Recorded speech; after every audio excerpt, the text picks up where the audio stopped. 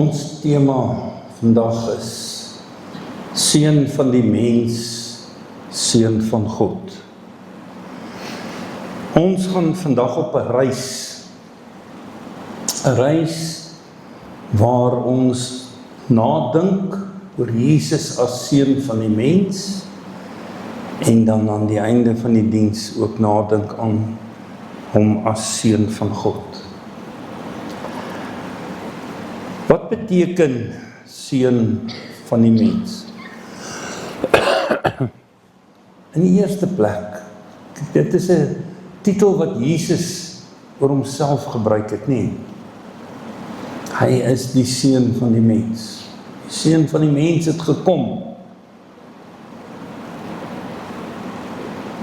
In die eerste plek wil hierdie titel sê, hy is naby ons. 100% ten volle mens. Ons lees in Filippense 2 vers 6 tot 8. Hy wat in die gestalte van God was, het homself verneder en aan mense gelyk geword. Hy was gehoorsaam tot die dood toe. Ja, die dood aan die kruis. Hy het honger geword.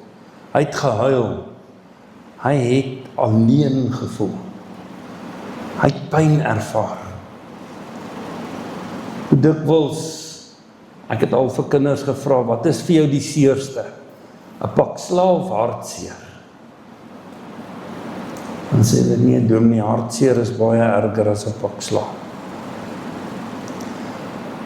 Hierdie innerlike pyn, eensaamheid, hartseer. Nie een van ons kan dit ooit beleef met die intensiteit wat Jesus dit beleef het nie. Seun van die mens beteken, hy het hier tussen ons kom mens word. 100% mens. Wanneer ons dan nou oorgaan daartoe om te sing van sy lyding, dan is dit nie net 'n storie van iets of iemand daar ver nie.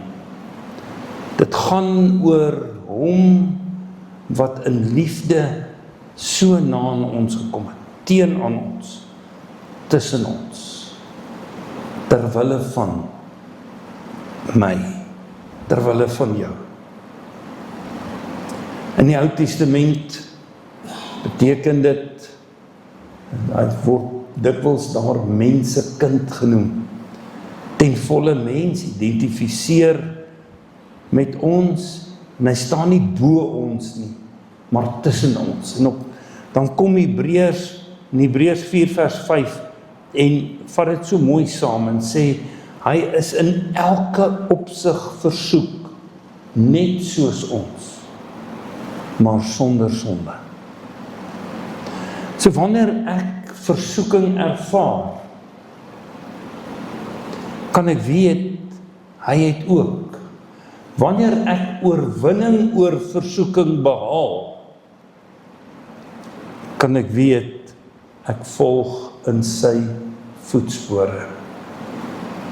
Ek loop die diens nou bietjie vooruit, net nou gaan die koor 'n lied sing, meer en meer soos Jesus. En dan gaan hulle vir ons geleentheid gee om dit saam te sing. En dan weet ek, dit is die pad wat ek moet loop, omdat hy so na aan my gekom het, dat hy 100% soos ek weet, elke emosie wat ek beleef, het hy beleef.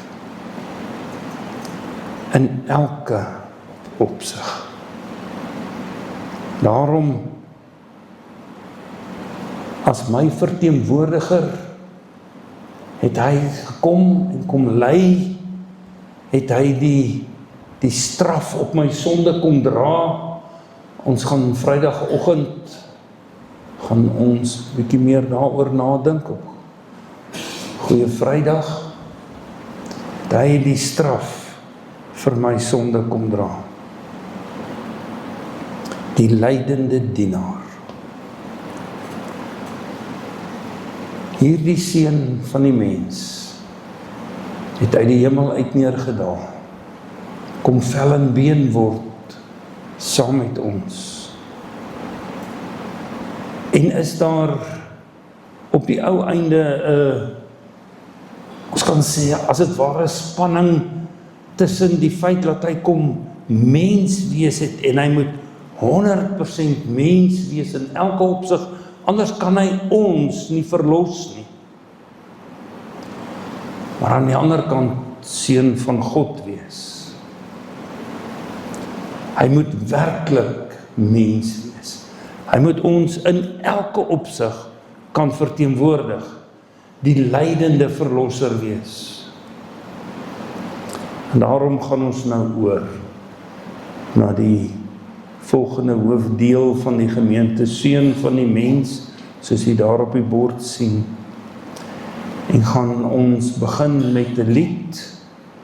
Hy is die middelpunt van ons verlange. Omdat hy dit vir ons kom doen het, is daar meer as net in gewone mense, in ons 'n hinkering, 'n verlange na hom.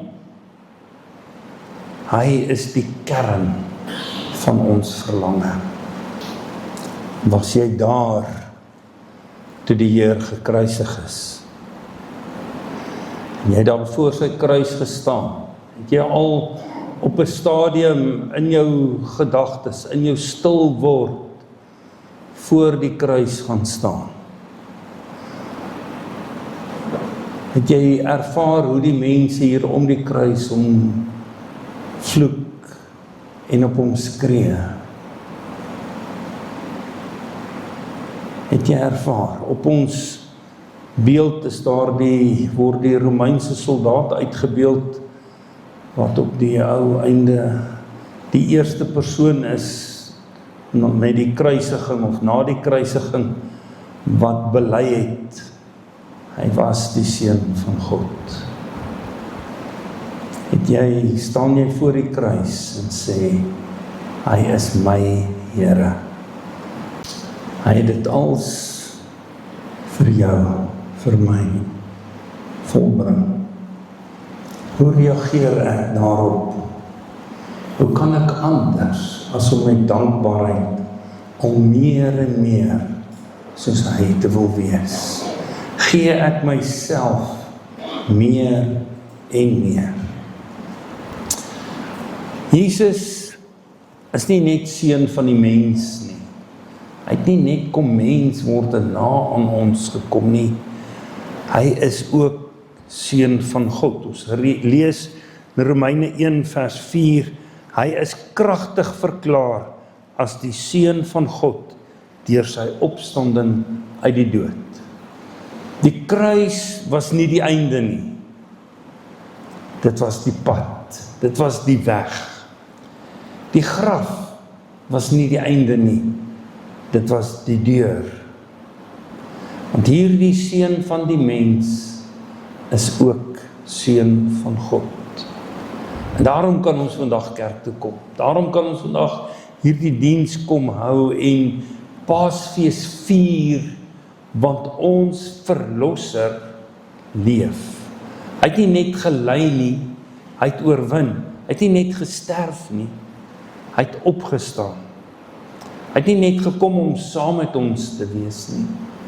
Hy het gekom om te red, om ons syne te maak.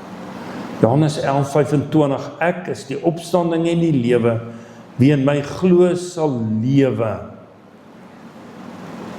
En daarom kan ons bly wees, daarom kan ons lewe. Johannes 10 vers 10, ek het gekom sodat julle die lewe kan hê en dit in oorvloed. Daarom kom ons vanmôre, erken ons hom as Heer, aanbid hom, nie net as seun van die mens nie, maar ook seun van God, die lewende Here. Die graf is leeg. Romeine 1 vers 4, hy is kragtig verklaar as die seun van God deur die opstanding uit die dood. Graf is leeg, die klip is weggerol, die dood is oorwin. Die wêreld het met sy kruisiging gedink, dit is verby. Maar dit was maar net die begin. Daarom beweeg ons nou van stilte na aanbidding, na oorwinning, na die kruis, na die opstanding. Ek wil een ander vers met julle deel, Johannes 1 vers 1 en vers 14, hulle so saam sit. Die woord was God, en die woord het mens kom word. 'n unieke verhouding met die Vader. Een. En daarom vier ons oorwinning. Oorwinning oor hierdie lewe van gebrokenheid en pyn. Saam met hom. Hy maak dit vir ons moontlik.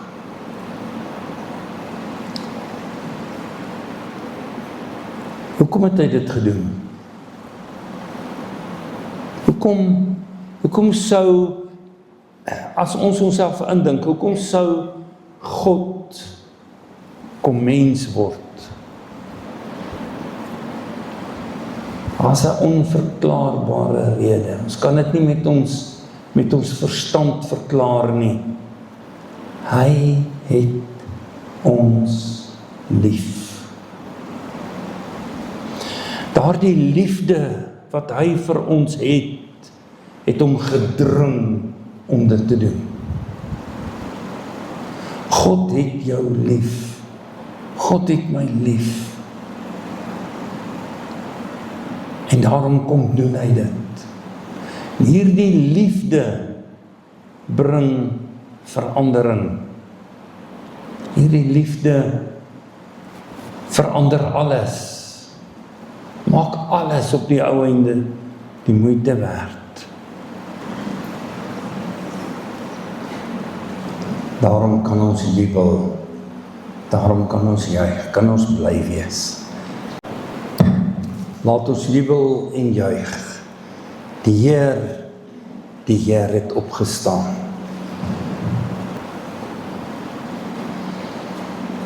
Seun van God. Hy het opgestaan, hy lewe. Ons het vanoggend 'n reis onderneem. Seun van die mens, lydende knegt, seun van God. Wat beteken dit vir my? Ons sien hier op die bord, die Here Jesus lewe. Ek wil amper sê, my Here Jesus lewe. Dit beteken vir my, ek is nie alleen in my pyn nie. Dit beteken vir my sonde is nie te groot nie. My toekoms is nie vasgevang nie. Hy is die opstanding en die lewe. Omdat ek in hom glo, sal ek lewe, al sterwe ek ook. Die graf is leeg. Die wêreld is vol mense wat leef asof die graf nie leeg is nie. Maar van ons is dit nie waar nie. Ons weet, ons is mense wat met oortuiging glo, wat met hoop leef, wat met vrymoedigheid getuig. Kom ons sluit ons hoofde en bid ons saam. Heilige Here, dankie dat U kom mens word het, as seun van die mens naby ons gekom het, sag, vol genade, vol liefde. Dankie dat U opgestaan het uit die dood, as seun van God in krag, in oorwinning, in heerlikheid. Here, ons wil bid, help ons om nie net te hoor nie, maar te glo. Nie net te glo nie, maar te leef. Dankie Here, dat ons kan weet, U is met ons. En omdat U met ons is, verander dit alles. Verander dit hoe ons liefhet, hoe ons vergewe, hoe ons hoop, hoe ons leef. Ons kan nie stil bly nie. Ons moet getuig. Amen. Ontvang die seën van die Here. Die Here sal jou seën en jou beskerm. Die Here sal sy aangesig oor jou laat skyn en jou genadig wees. Die Here sal sy aangesig na jou toe oplig en aan jou sy vrede gee. Amen.